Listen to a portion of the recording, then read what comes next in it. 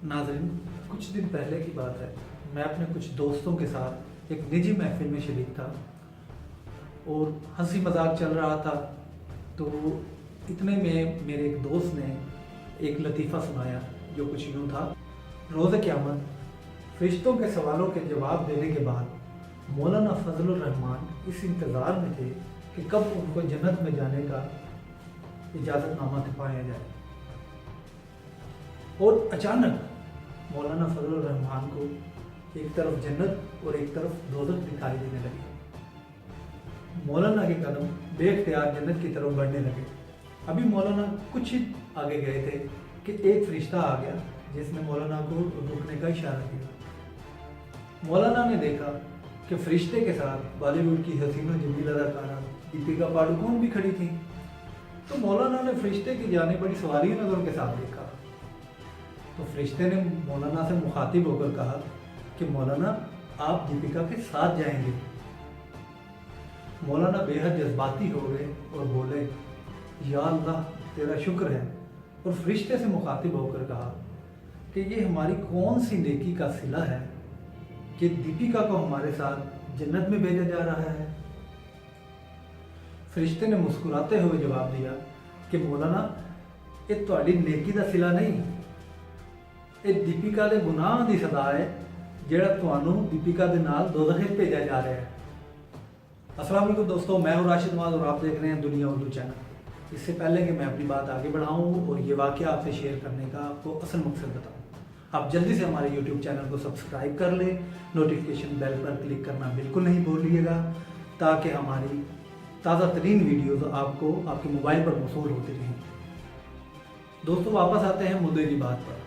दोस्तों, ये लतीफ़ा सुनकर आप में से कुछ लोग तो हंस रहे होंगे और कुछ लोग जो मौलाना से अकीदत रखते हैं वो शायद मुझे गालियाँ भी दे रहे हों। तो यहाँ मैं आपको बताता चलूँ कि इस लतीफ़े को सुनाने का मकसद ना तो आपको हंसाना था और ना ही किसी की दिल आज़ारी करना मकसूद था, बल्कि इस चुटकुले को सुनाने का मकसद कुछ और है।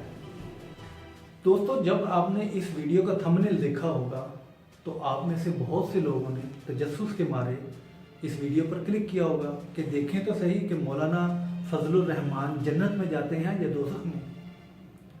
या कुछ लोगों ने गुस्से में क्लिक किया होगा कि ये कौन गुस्ताख है जो मौलाना की शान में गुस्ताखी कर रहा है, जबकि मौलाना तो पक्के जन्नती हैं, वो तो जन्नत में जाएंगे। मगर दोस्तों, शायद आप में से किसी ने भी जन्नत और जहन्नम के अल्फाज पढ़कर अपने अंजाम के बारे में नहीं सोचा होगा। किसी ने भी ये नहीं सोचा होगा कि कल को हमने भी खुदा के हुजूर में पेश होना है, हमने भी अपने अमाल का हिसाब देना है। शायद हमें जन्नत मिले या दोज़ख मिले। हर किसी को जल्दी थी मौल के किसी तरह भी मौलाना साहब के अंजाम का पता चले कि वो जन्नत में जा रहे हैं या दोज़ख में जा रहे हैं।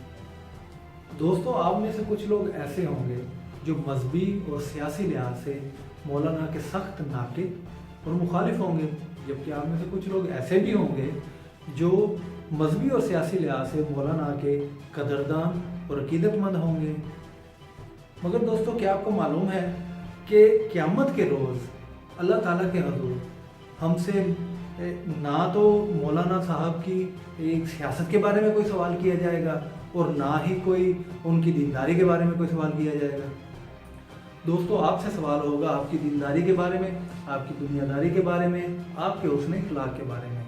मगर हमारा अलमिया यह है कि हमने तो अपने बारे में सोचना ही नहीं, हमने तो अपने गिरेबान में झांकना ही नहीं।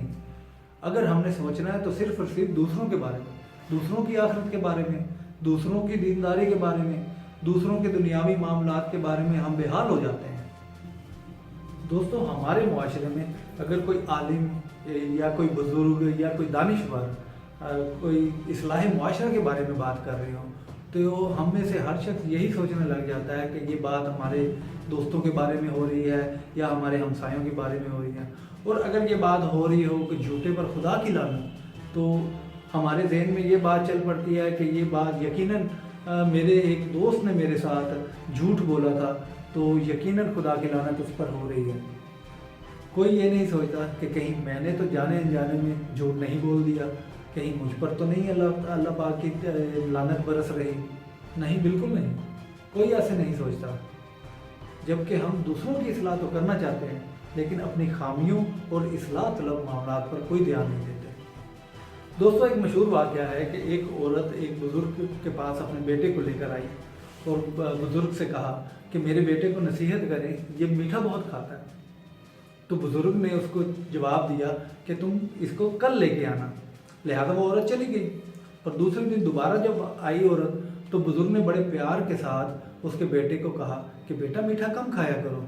तो इस पर वो औरत बहुत हैरान हुई।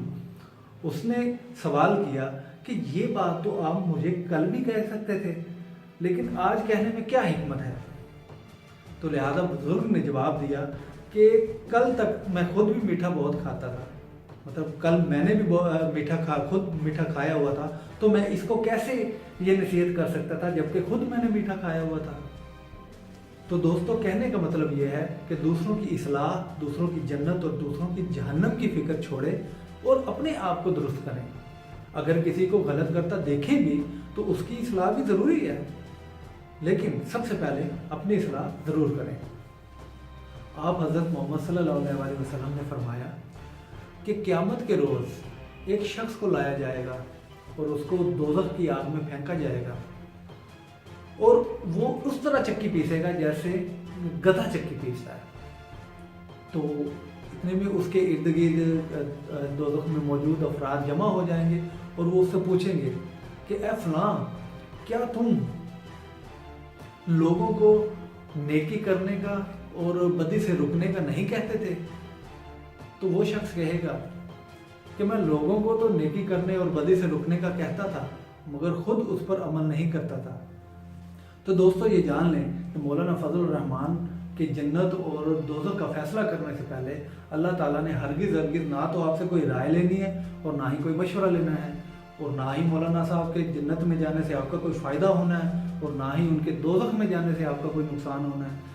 लिहाजा दूसरों की जन्नत और दोज़ख के बारे में फ़ैसला करने से पहले अपने गिरबान में झांक लें, अपनी जन्नत की फ़िक्र करें और दोज़ख से बचने की कोशिश करें।